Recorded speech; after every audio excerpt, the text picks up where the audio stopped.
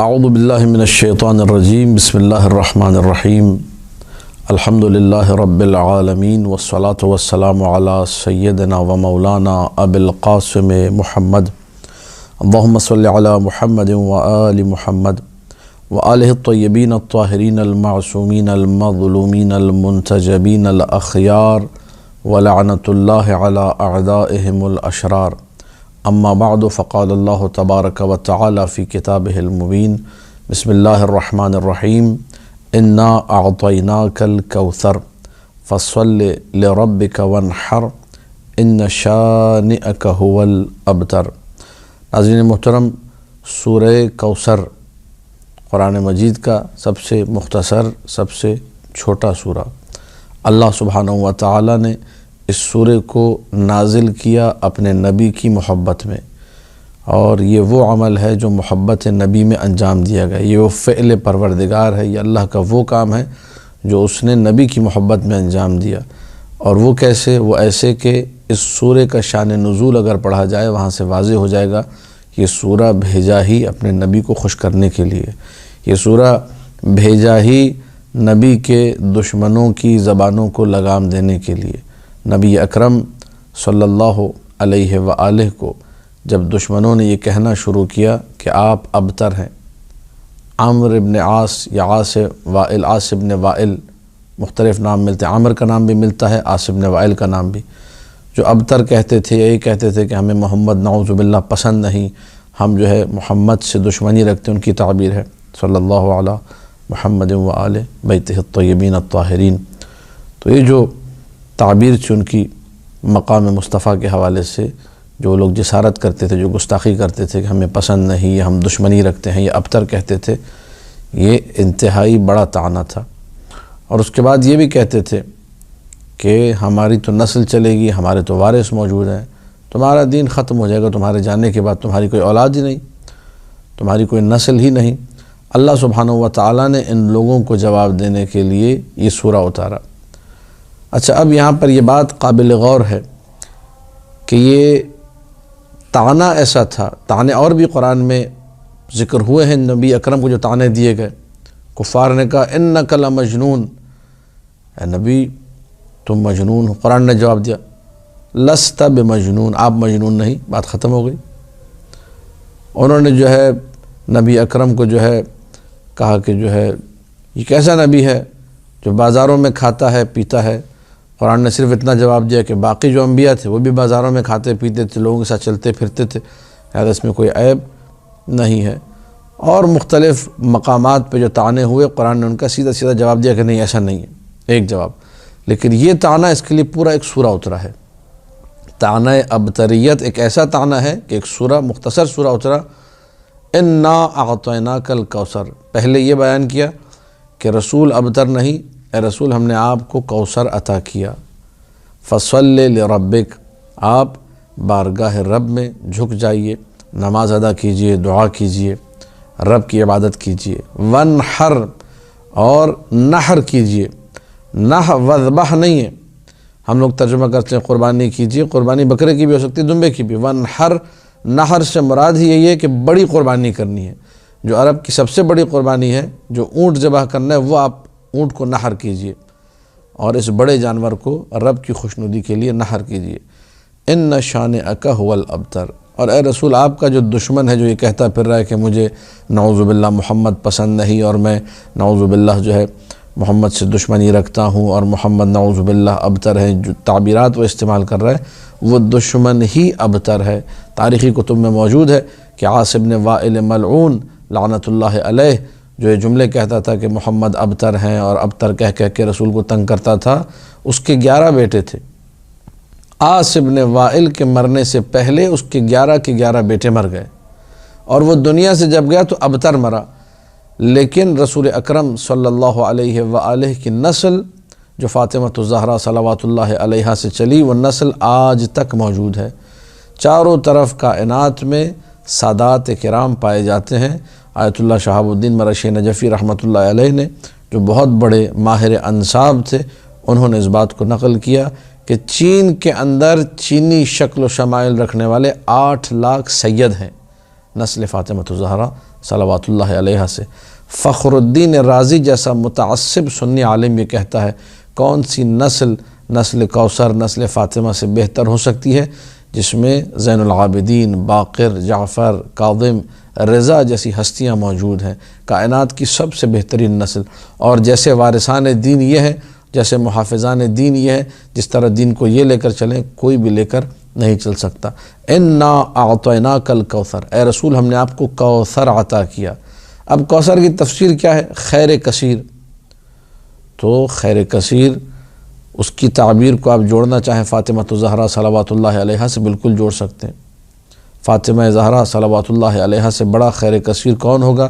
جس کی نسل میں امامت موجود ہے، جس کے امام بیٹے موجود ہیں، 1 2 3 4 امام نہیں، 11 امام ہیں جو فاطمہ زہرا صلوات اللہ علیہا کی نسل میں آ رہے ہیں۔ یہ کوئی کم شرف نہیں ہے، اس سے بڑا خیر کثیر کیا ہوگا؟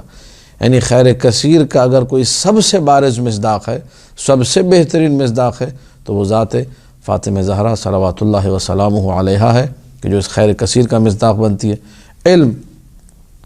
علم کس کے پاس فاطمہ الزہرا صلوات اللہ وسلامہ علیہا سے زیادہ ہوگا؟ کوثر کی ایک تفسیر علم، جو علی ابن ابی طالب سلام اللہ علیہ سے یہ کہیں کہ یا علی میں ما کان جو گزرا ہے وہ بھی جانتی ہوں، ما یکون جو آنے والا ہونے والا ہے وہ بھی جانتی ہوں، اور وما لم یکن جو نہیں ہوگا مجھے وہ بھی پتہ ہے۔ اگر علم بھی کوثر کی تفسیر کی جائے تو اس اعتبار سے بھی بہترین مصداق فاطمہ الزہرا صلوات اللہ وسلامہ علیہا۔ ایک جو ہے کوثر کا مصداق نبوت بیان کیا گیا۔ اگر کوثر یعنی نبوت، بعض مفسرین نے لکھا کہ انا اعطیناک الکوثر، کوثر یعنی میں آپ کو نبوت عطا کی، تو نبوت اگر مصداق کوثر ہے تو یہاں پر بھی بضعۃ الرسالہ کون ہے، رسالت کا ٹکڑا کون ہے، اور رسالت اور نبوت کس کے احترام میں کھڑی ہوتی ہے؟ فاطمہ الزہرا صلوات اللہ علیہا۔ والکتاب وبشرف الدارین وبالذریۃ الطیبہ، یہ اور بہت سارے مصادیق۔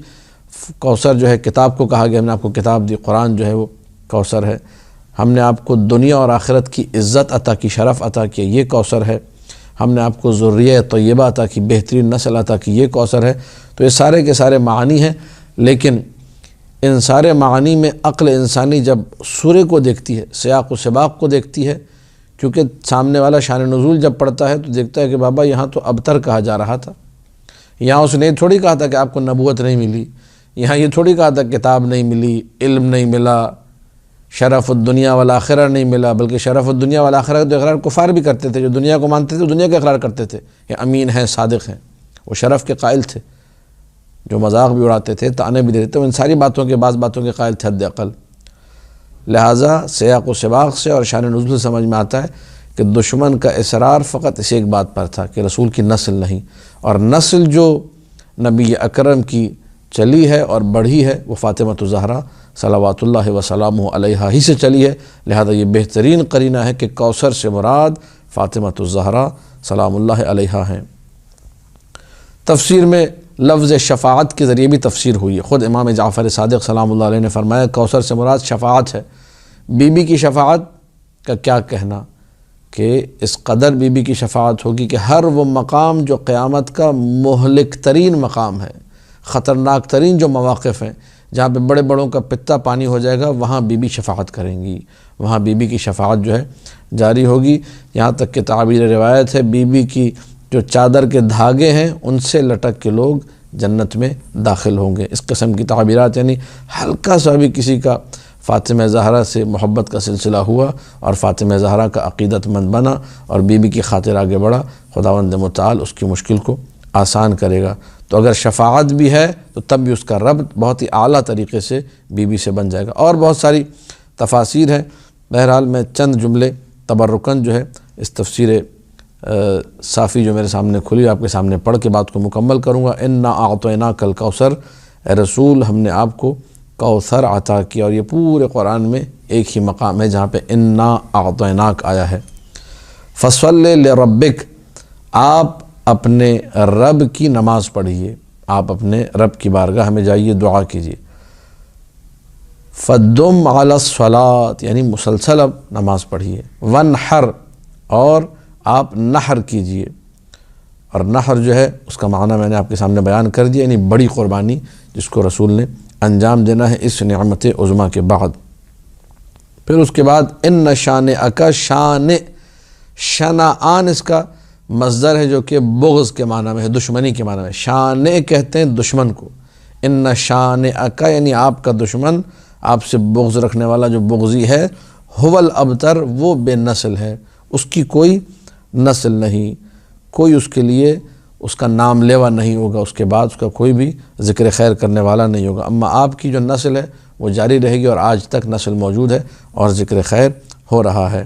اب یہاں پر وہ چند جملے جو آپ نے سماعت فرما لی، میں تبرکاً فقط پڑھ رہا ہوں کہ دخل رسول اللہ صلی اللہ علیہ وآلہ المسجد، نبی مسجد میں داخل ہوئے، وفیہ عمرو بن عاص والحکم ابن عاص، اور مسجد میں عمرو ابن عاص تھے اور حکم ابن عاص۔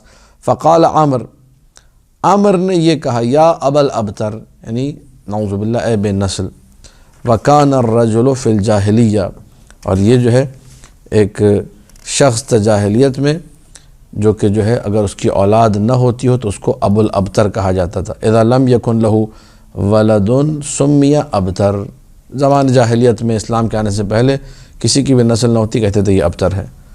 ثم قال عمر، پھر اس کے بعد عمر نے کہا، پہلے جو ہے جملہ کس نے کہا تھا؟ عمر ہی نے کہا تھا ابا الابتر، اور دوسرا جملہ پھر عمر نے کہا، انی لاشنع محمدا، میں محمد سے بغض رکھتا ہوں۔ فانزل اللہ علی رسولہ السورہ، اللہ نے یہ سورہ نازل کیا، ان شانئک هو الابتر، تمہارا دشمن ہی ابتر ہے، نہ اس کا کوئی دین ہے نہ اس کا کوئی نسب ہے۔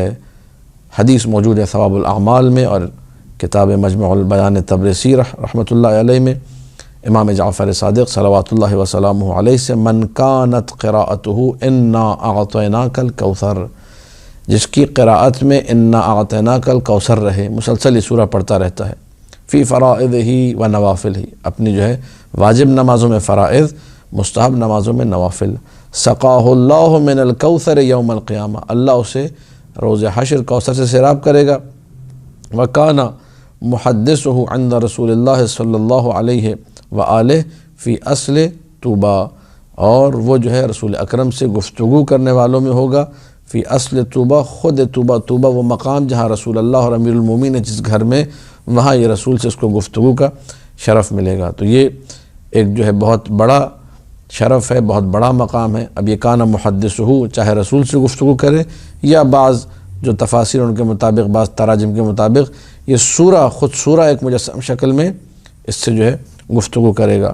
بہرحال دعائے خداوند متعال سے ہمیں اس سورہ عظیمہ کو پڑھنے کی توفیق عطا کرے، سورہ کوثر کو پڑھنے کی توفیق عطا کرے، مسلسل واجب نمازوں میں بھی اور مستحب نمازوں میں بھی سورہ کوثر پڑھتے رہیے۔